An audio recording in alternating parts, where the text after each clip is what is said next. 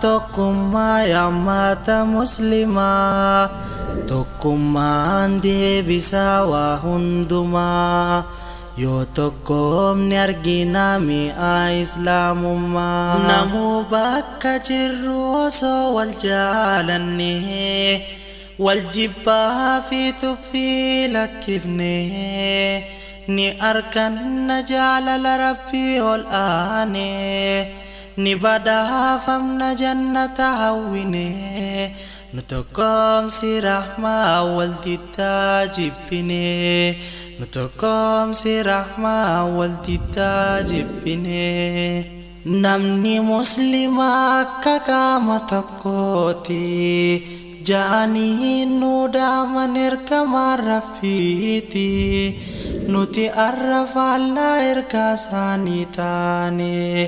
firqaa fi gosummaan durfanne dhaamsa ergamaa rabbii daganne karoora yahudaatti haafne hawwii isaanii guunne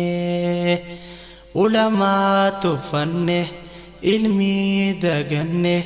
qur'aanarraa duromne akkanatti yootti haafne addunyaarrattu hongoyne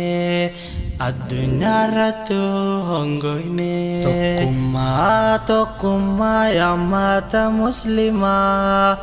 tokkummaan deebisaa waa hundumaa yoo tokkoomni argina mi'a islaamummaa waliin nu dhiheessi wal nu jaalachiisi xiqqaa fi guddaa waliin nu hammachiisi adii fi gurraacha waliin nu dhiheessi hiyyeessaaf dureessa waliin nu qindeessi ulamaa teenya harka wal nu qabsiisi faradduu faasitaa isaan jidduu baasi isaan jala nu hiriirsi nu tokkoomsi akka kanniisaatti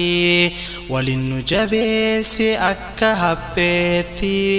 wal nu jaalachiisi akka sahabaatti